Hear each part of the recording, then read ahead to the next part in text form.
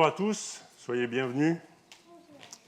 J'espère que vous allez bien avec ce soleil, enfin, de temps en temps, quoi. Bienvenue à ceux qui nous écoutent aussi sur notre chaîne YouTube. Soyez les bienvenus aussi, même si vous êtes dans votre canapé. De temps en temps, prenez votre voiture et venez nous voir. On sera ravis. Hein, on est heureux d'être ensemble, non? Amen. Ils sont bloqués chez eux, peut-être, ils ont peur du soleil. On vient de chanter « Je crois dans le grand Dieu de ma foi ». Ça va être un peu le thème de mon message, du message de Dieu d'ailleurs. Petite question. Bon, vous lisez la Bible, hein, on ne va pas revenir là-dessus. Quel est le premier miracle accompli par Jésus-Christ? Tout le monde le sait. Moi, je le savais même au catéchisme, quand je faisais du catéchisme, il y a longtemps. L'eau en vin. L'eau en vin, c'est vrai. En plus, c'est un beau miracle, pour ceux qui aiment le vin. Du bon vin, hein, pas du pinard. Et oui, le changement de l'eau en vin aux noces de Cana. Quel miracle! Vous vous rendez compte, un mariage où il n'y a plus de vin? Moi, je m'en vais, hein. Un Landry, carrément. Surtout si c'est du Bourgogne. Passons. Et on peut le lire dans Jean 2, verset 1, et toujours ma version préférée qui me parle à moi, le 27. Parole de vie. Le troisième jour, il y a un mariage dans le village de Cana, en Galilée. La mère de Jésus est là. On a aussi invité Jésus et ses disciples au mariage. À un moment, il n'y a plus de vin. Catastrophe quand même, hein. Alors, la mère de Jésus lui dit « Les gens n'ont plus de vin ». Verset 9. Le responsable du repas goûte l'eau qui est devenue du vin. Il ne sait pas où on a pris ce vin, mais les serviteurs qui ont pris de l'eau dans les récipients le savent. Alors, le responsable du repas appelle le marié et lui dit « Tout le monde sert d'abord le bon vin. Et quand les invités ont beaucoup bu, on sert du vin moins bon. » Pas sûr que je fasse ça, moi, mais bon. Mais toi, tu as gardé le bon vin jusqu'à maintenant. C'est le premier signe étonnant que Jésus fait. Cela se passe à Cana en Galilée. Jésus montre ainsi sa gloire et ses disciples croient en lui. Amen. Juste un petit peu, parce que je crois que c'est un petit peu fort. Voilà. Et oui, ce matin, je voudrais nous poser cette question. Quel est le miracle que nous attendons désespérément? Quel est l'exaucement que nous attendons désespérément? On va arriver à la rentrée, ou même on a déjà repris le travail, l'école va rentrer. Est-ce qu'on va continuer dans notre situation sans voir le bout du tunnel? Recommencer une année comme on l'a fait. On vient s'asseoir, on repart avec nos fardeaux, on repart avec nos soucis, et j'en passe. Peut-être que nous attendons une réponse du Seigneur, une direction face à un doute, une guérison, un encouragement, une victoire sur une situation compliquée. Mais cette réponse tarde. Des fois, c'est vrai, on se décourage, on se dit « Mais qu'est-ce que fait le Seigneur ?» Pourtant, Jésus peut et veut nous offrir ce miracle, cette réponse, cette victoire tant attendue. Amen, vous le croyez? Pour que ce premier miracle de Jésus se réalise, il y a eu une action d'une personne qui avait foi en Jésus-Christ. C'est qui? Marie, tout à fait, Marie. Pourquoi? Parce que, déjà d'une, elle demande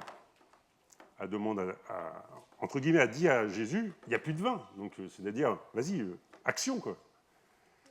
Verset 4 et verset 5, que nous n'avons pas lu, je vais vous le lire. Jésus lui répond, « Mère, qu'est-ce que tu me veux? Ce n'est pas encore le moment pour moi. » Oh. Dur, hein, la réponse. Hein, je veux la guérison. Oh, attends, c'est pas le moment pour toi. Et pourtant, la mère de Jésus dit aux serviteurs, et c'est là-dessus que je veux insister, faites tout ce qu'il vous dira. Ce matin, le titre, c'est « Osons par la foi ». Ici, Marie a osé par la foi de répondre à son fils, Jésus, de déclencher le miracle en invitant les serviteurs à faire tout ce que Jésus dira, alors qu'il avait dit « Non, je ne ferai rien ». Si je peux me permettre, elle a un peu forcé la main à Jésus, quand même. C'est vrai. Les serviteurs vont écouter ce que tu as à dire. Non, mais je viens de dire que je ne ferai rien. Ce n'est pas mon moment. Il ne peut pas faire machine arrière. Pourquoi Marie a osé faire cela? Alors, c'est sûr, ouais, pour avoir du vin. pour que les convives boivent et se réjouissent. Ouais, moi je pense que c'est plutôt parce qu'elle connaissait Jésus. Elle l'a vu grandir.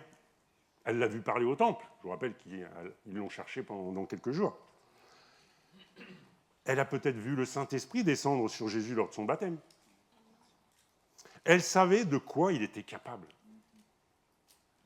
Et nous, est-ce que nous connaissons Jésus-Christ? On a chanté, hein, je crois en mon grand Dieu de la foi. On l'a chanté, ouais.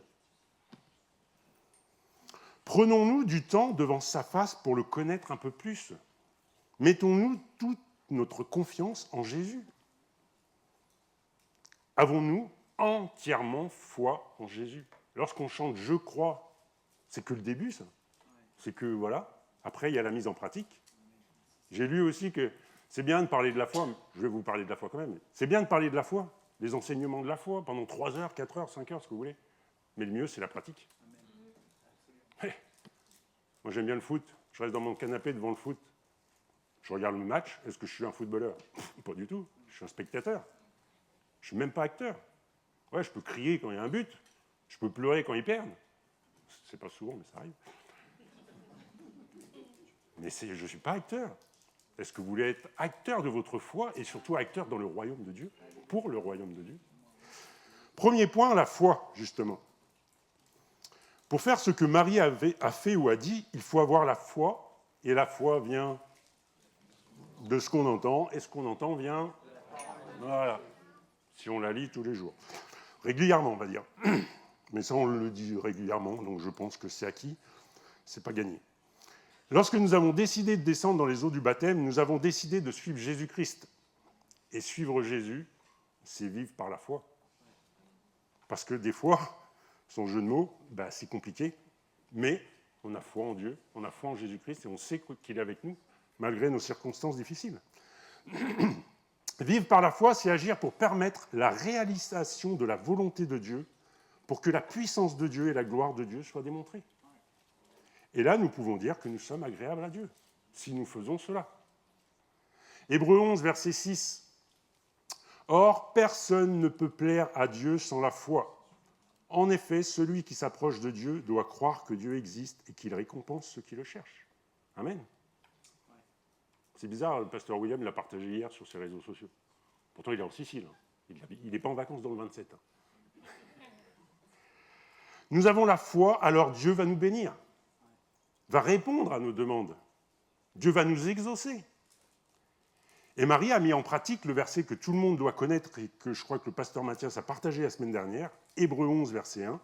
Croire en Dieu, c'est une façon de posséder déjà les biens qu'on espère. C'est être persuadé que les choses qu'on ne voit pas existent vraiment. Amen. Amen. Marie croyait en avance au miracle du vin. C'est pour ça qu'elle l'a dit aux serviteurs. Comment cela allait être réalisé? Ça, elle ne savait pas.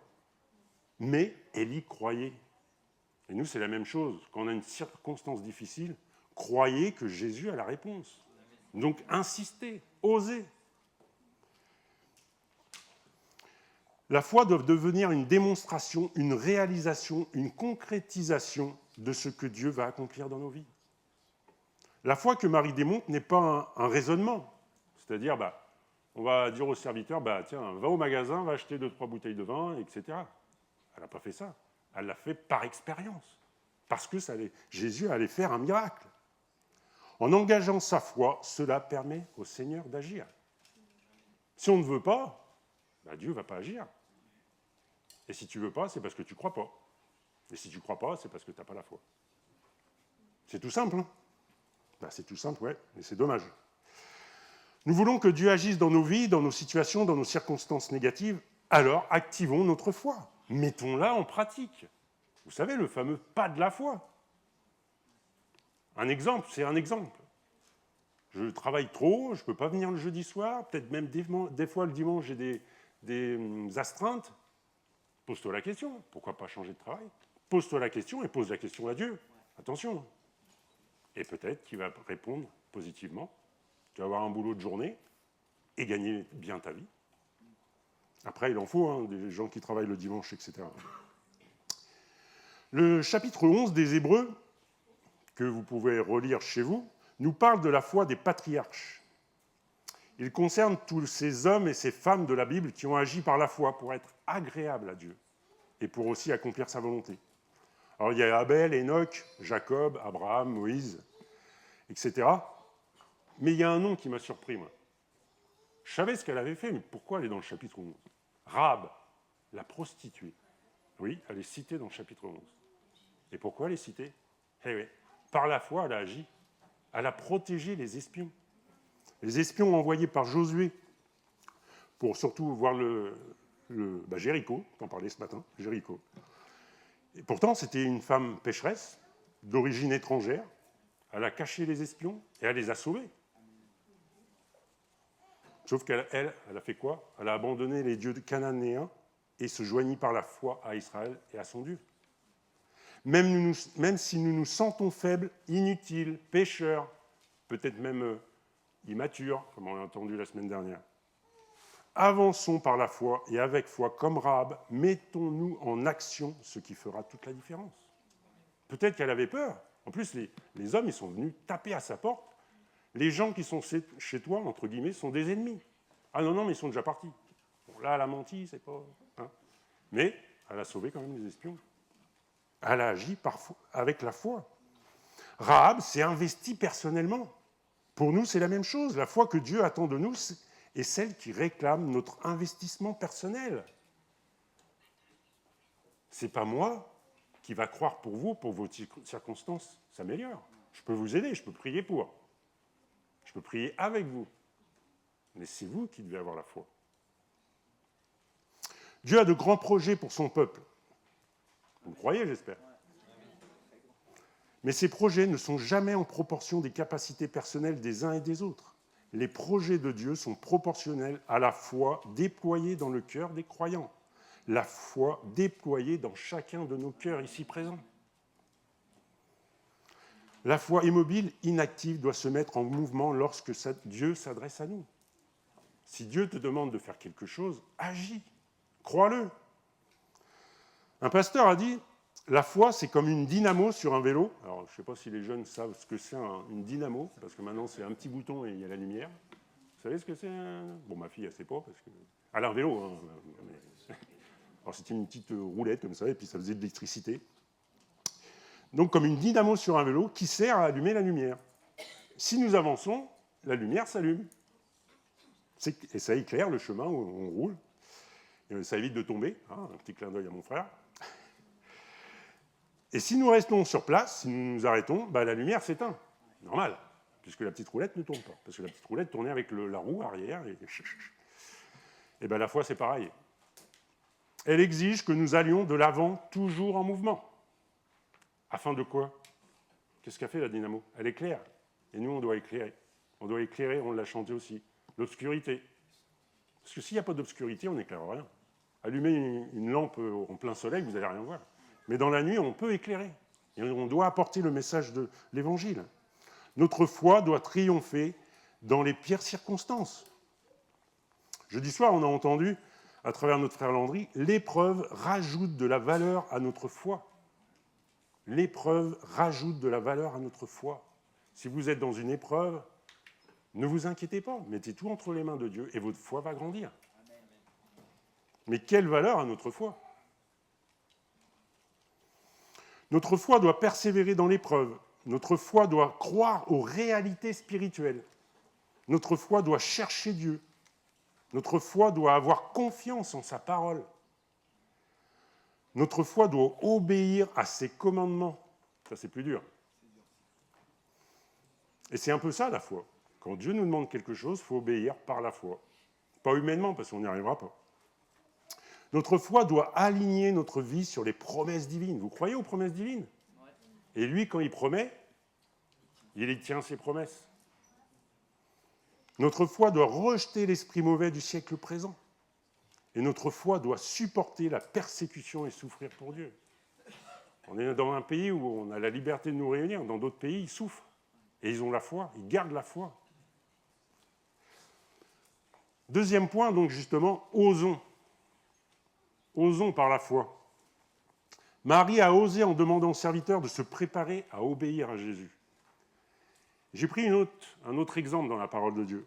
Une autre femme qui ose interpeller Jésus pour sa fille. Dans Matthieu 15, versets 22 à 28. Une femme de cette région, une cananéenne, arrive. Elle se met à crier « Seigneur, fils de David, aie pitié de moi. Ma fille a un esprit mauvais en elle, elle va très mal. » Mais Jésus ne lui répond pas un mot.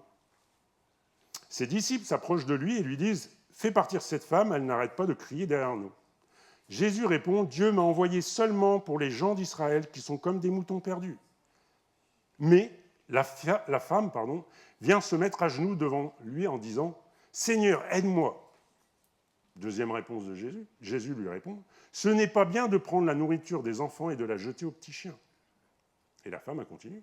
La femme lui dit « Seigneur, tu as raison. Pourtant, les petits chiens mangent les miettes qui tombent de la table de leur maître. » Alors Jésus répond à la femme « Ta foi est grande. Que les choses se passent pour toi comme tu le veux. » Et au même moment, sa fille est guérie. Amen. J'ai dit plusieurs choses intéressantes dans cette histoire, mais dans la parole de Dieu, tout est intéressant. Amen.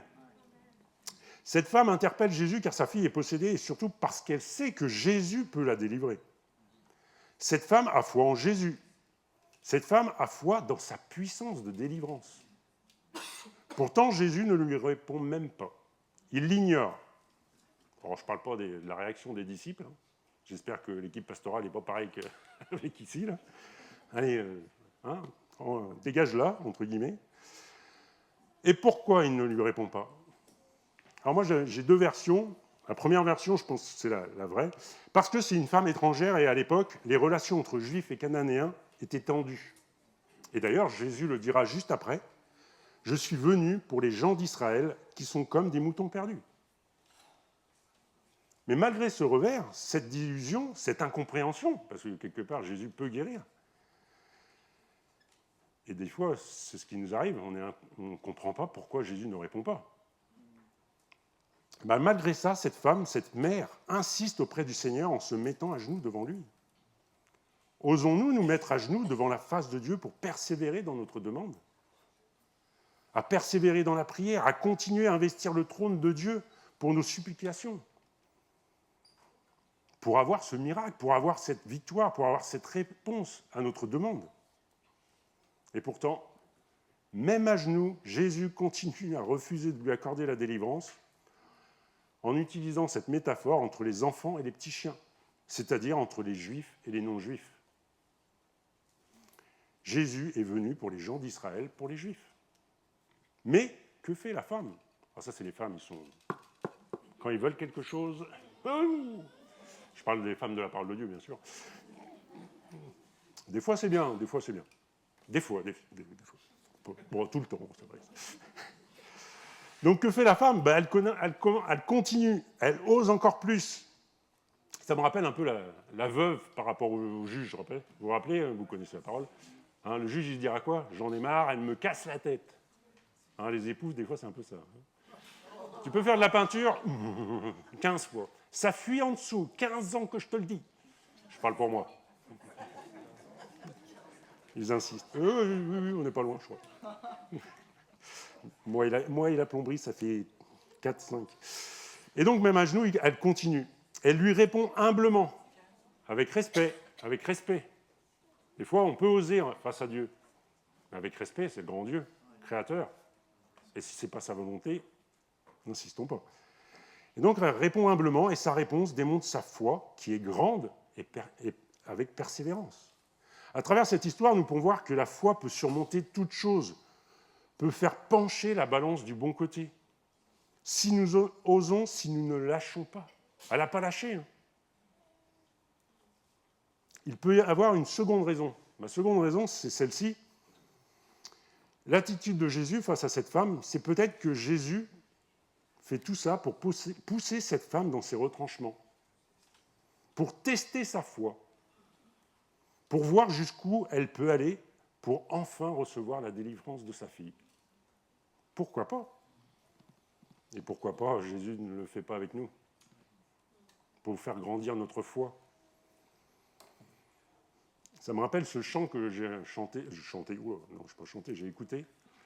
Je le connais depuis le mariage de David et Sandra, Océan de Hillsong, mais je l'écoutais tout le temps en anglais. Et ce matin, je l'ai eu en français. Tiens, c'est bizarre. Et c'est marqué, et c'est dans le pont, c'est le Saint-Esprit pousse les limites de ma foi. Apprends-moi à marcher sur l'eau. C'est ça la foi. Pierre, il avait foi de marcher sur l'eau. C'est sûr, tant qu'il regardait Jésus.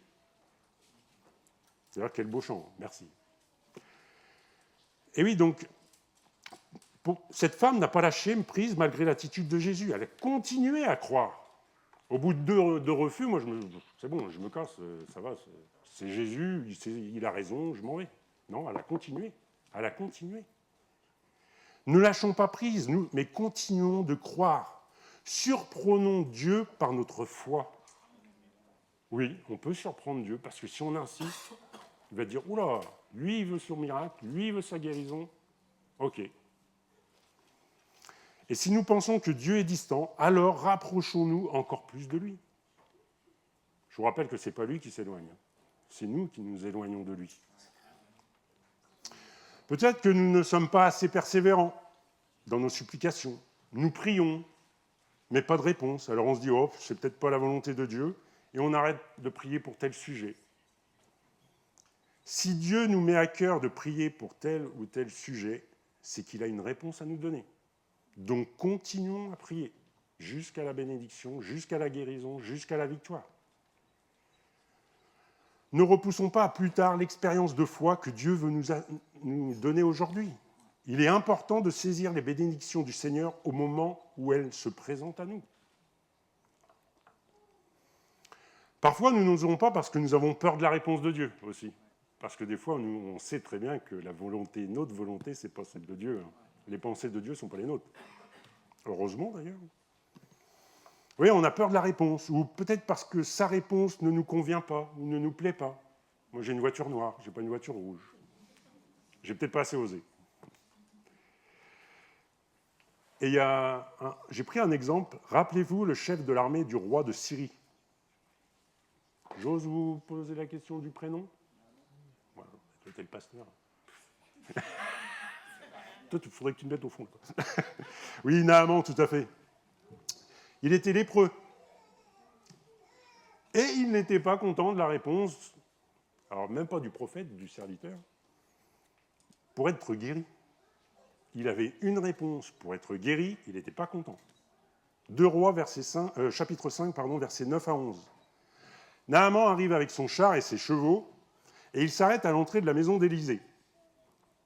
Élisée envoie un messager pour lui dire « Va te laver 7 fois dans le fleuve Jourdain, alors tu seras guéri, tu deviendras pur. » Guérison, super.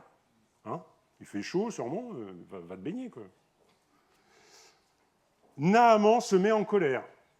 Il part en disant « Je pensais, le prophète va sûrement sortir de chez lui. Il se présentera devant moi. Il priera le Seigneur son Dieu. Il passera sa main sur l'endroit malade et il me guérira de ma lèpre. » Alors déjà, par contre, il avait foi en prophète. Hein. C'est bien. Et oui, des fois, nous avons déjà notre idée en tête. Hein, je prie, mais je suis sûr qu'il va me répondre comme ça. Non, c'est pas drôle. Nous avons tout prévu. Et Dieu répond, exauce, mais d'une autre façon que la nôtre. Et pourtant, sa réponse est la meilleure. Désolé. Sa réponse, c'est la meilleure. Si j'ai une voiture noire, c'est pour aller plus vite. Pour être à l'abri et qu'on ne me la vole pas. Si elle était rouge, je suis sûr qu'on me la volerait. Je ne donnerai pas de marque. Là, Naaman, il n'avait qu'à se laver 7 fois dans le Jourdain. C'est pas compliqué, quoi. Pour être guéri. En plus, la lèpre, à cette époque. Je vais revenir au miracle du vin pour compenser. Parce que là, c'est une réponse simple, moi, je trouve, d'aller se laver 7 fois. Par contre, le miracle des vins, ils avaient 6 récipients à remplir. Les récipients, il nous s'est dit 100 litres par récipient. Je vous rappelle qu'ils n'avaient pas de robinet, donc ils n'avaient pas de fuite de robinet, donc il fallait qu'ils fassent quoi ? Au puits, ouais. Au puits, à la source d'eau. 100 litres, 600 litres.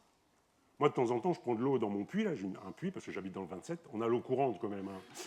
Je le précise parce que j'ai peur. Pour mon chien, parce que l'eau est bien fraîche. Et donc, c'est avec une... J'ai une pompe, mais je ne mets pas la pompe pour 2 seaux. Donc, avec une chaîne, hein, ben, je vous dis, des fois, c'est dur. Hein. Alors, j'imagine 600 litres. Moi, ça doit être un petit seau. Voilà, je cherchais. Un seau de 5-10 litres, quoi. 600 litres. Il faut que je le fasse 60 fois. Entre deux, il faut que j'aille me reposer, prendre une bière. Et là, 600 litres. Et je pense qu'ils n'avaient pas toute l'après-midi. Hein. Alors, combien de serviteurs ils étaient, je ne sais pas. Et en plus, la question qu'on me pose aussi, 600 litres de vin à un mariage, et ils avaient déjà fini la réserve. Moi, déjà, quand j'achète 4 bouteilles, je suis ruiné. Je ne dirais pas qui c'est qui nous pousse à acheter. Mais franchement, c'était plus compliqué de remplir 600 litres que d'aller se laver 7 fois. Et vous n'avez pas l'impression qu'on est un peu comme ça, nous? Nous, on veut juste pile poil au milieu, là. Si c'est trop simple, non, ce n'est pas la réponse de Dieu. Si c'est trop compliqué, alors là, je ne le fais pas. Et pourtant, c'est la réponse de Dieu. Donc, aie foi, ose de le faire, et tu auras le miracle. Tu auras la victoire. Amen. Tu auras plus de vin dans ta cave. En plus, pour nos amants, pour ajouter la cerise sur le gâteau, c'est même pas le prophète qui vient devant lui. Le chef de l'armée qui arrive, en lisant, ça m'a surpris, arrive avec son char et ses chevaux. Je le vois bien arriver, là, devant le portail, dans le 27 à Bernienville. Non, mais je serais vraiment, waouh, je vais tout faire pour lui, quoi. Et non, il envoie un messager. Vous voyez, je vous rappelle qu'il a dit, le prophète va sûrement sortir de chez lui.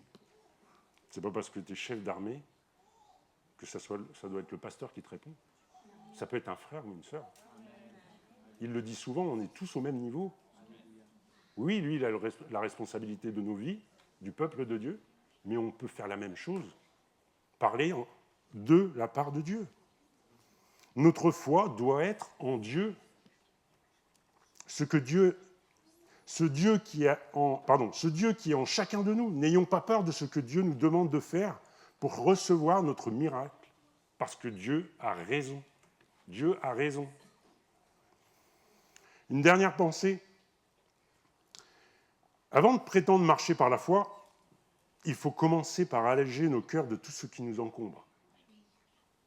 Pour franchir le pas de la foi, se mettre en mouvement et relever les défis de Dieu, nous n'avons à notre disposition que la foi, que notre foi en Dieu. Si vous essayez vous, c'est mort. C'est mort, ouais, mort, M-O-R-T. Vous n'y arriverez pas. Et en plus, vous allez prendre un mur. Et après, il faut se relever.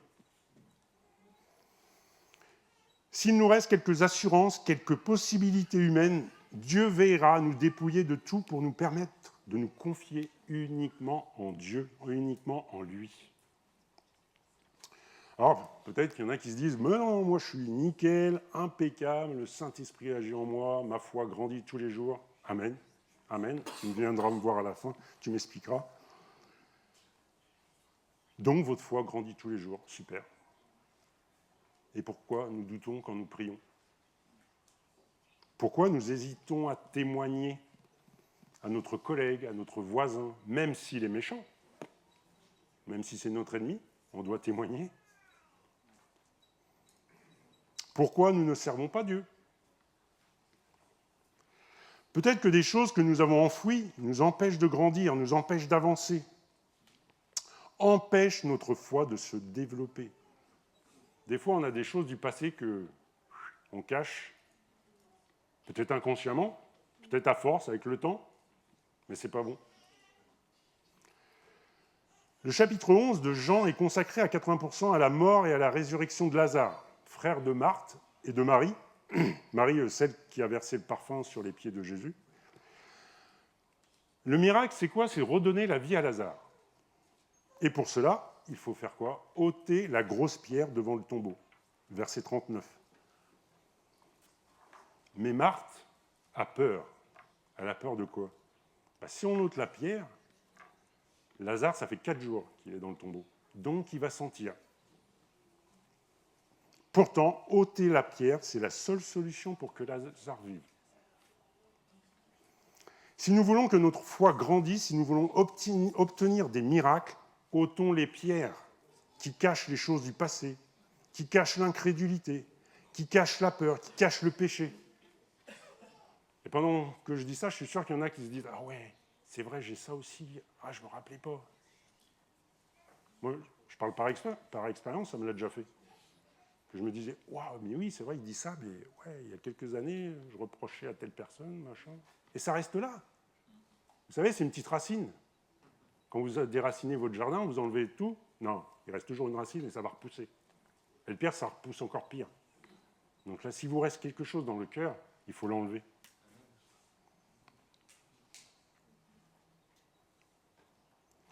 Oui, ce qu'il y a sous ces pierres ou derrière ces pierres peuvent nous faire peur, nous faire souffrir.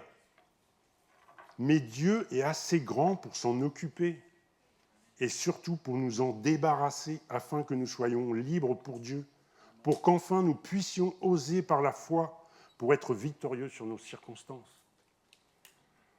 Une petite image, je ne l'ai pas mis parce que ça me revient juste à l'esprit. On a été en vacances au Massif central, dont la montagne, du côté de Clermont-Ferrand, ils sont mes frères. Et on pique-niquait, parce que quand on randonne, on pique-nique, hein, il n'y a pas des restos à 2000 mètres ou à 3000 mètres. On pique-niquait devant un ruisseau. Et souvent, moi j'aime bien, parce que la nature, elle parle. Logique, pourquoi ? Parce que Dieu a créé la nature. Et là, on mangeait, et là, il y avait donc le ruisseau, et l'eau coulait, je me disais, ah, l'eau, elle arrive de là-haut, à part, elle s'en fout, tranquille. Et là, il m'est venu une image comme quoi le cours du ruisseau, c'était notre vie. L'eau coule, l'onction, le Saint-Esprit, la foi, tout ce que Dieu nous accorde. Mais dans ce ruisseau, il y avait des pierres. C'est sûr, l'eau passe quand même, mais les pierres ralentissent le courant. Alors plus il y en a, on s'est même amusé à faire un petit barrage plus tard, vous arrêtez l'eau, mais elle passe toujours. Vos pierres, bien sûr que l'eau passe, l'onction passe, le Saint-Esprit passe, votre foi passe, mais pas comme Dieu le veut, pas sur quelle quantité, quelle qualité, parce qu'il y a des pierres qui gênent. C'est sûr, enlever les pierres du ruisseau, je ne serais pas rentré encore. Mais Dieu peut le faire. Si vous en avez 10, il peut le faire comme ça. Parce que Dieu est grand, Dieu est miraculeux. Amen. Je vais conclure, si tu veux, Mathias.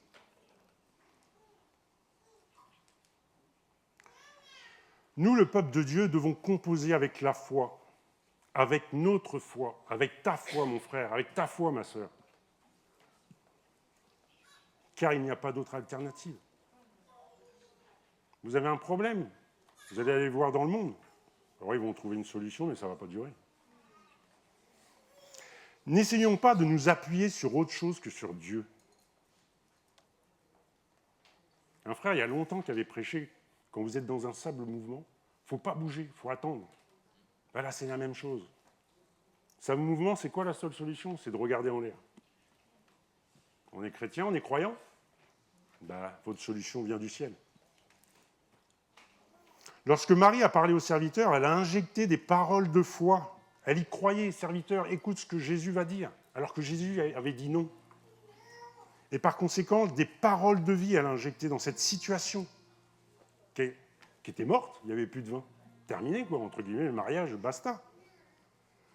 Nous aussi, nous pouvons changer notre façon de parler de notre situation et introduire aussi la vie divine.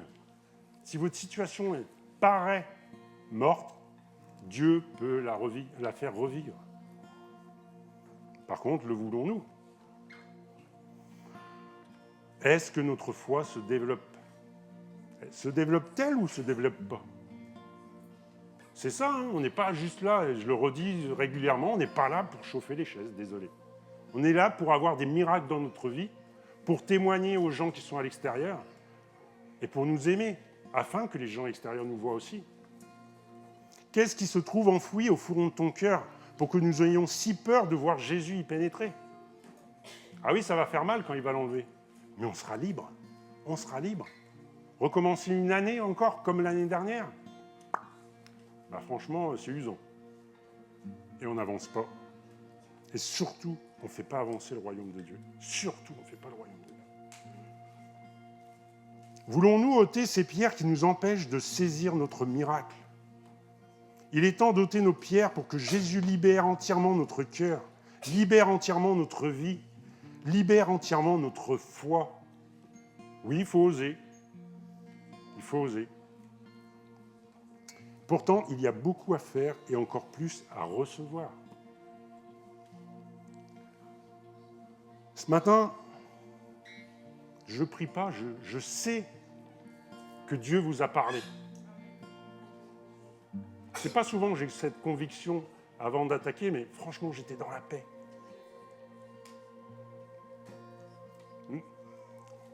Mais maintenant, c'est à vous de répondre. Et je vais faire 3 appels. J'en avais pris 2, et puis quand on a chanté de l'autre côté, il y a un 3e. Si vous voulez que votre foi grandisse, si vous êtes bloqué par une situation, avancez-vous. L'équipe pastorale priera avec vous, parce que c'est votre foi et on veut vous aider. Si vous avez des pierres à enlever, et ça je le sais qu'il y en a.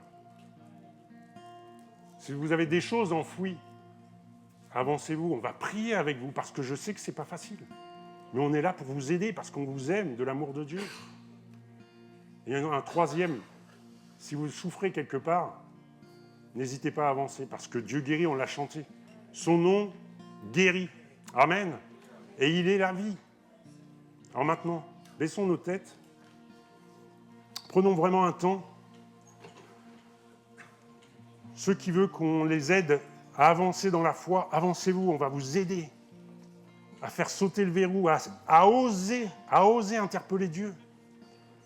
Ceux qui ont des pierres, des choses enfouies, avancez-vous, on va prier avec vous pour que vous soyez libérés entièrement afin de travailler au royaume de Dieu, afin de gagner des âmes pour Dieu. Et enfin, ceux qui sont touchés dans leur corps, touchés peut-être aussi, qui sont malades spirituellement, avancez-vous, on va prier aussi pour vous. On est là pour vous. Et une dernière chose aussi. Si toi, tu es là peut-être pour une des premières fois, peut-être plusieurs fois, pour faire plaisir, mais tu n'as pas fait le pas de la foi. Tu ne crois pas en Jésus. Je t'invite à t'avancer, et demande-lui de faire quelque chose pour toi. Des fois, on essaie une voiture et ça ne nous plaît pas, on ne la prend pas. Ben viens, avance-toi, ose t'avancer, demande à Jésus de venir dans ta vie. Je te le dis, tu ne seras pas déçu. Amen. Prenons quelques minutes et avancez-vous. Dieu est grand, Dieu est bon, Dieu y répond. Alléluia, sois loué, Saint-Esprit, dans le cœur. C'est aujourd'hui la délivrance, c'est aujourd'hui. Ne repoussons pas les bénédictions que Dieu nous donne. Libérés entièrement pour cette nouvelle année. Waouh! Pour faire des miracles, pour faire des prodiges.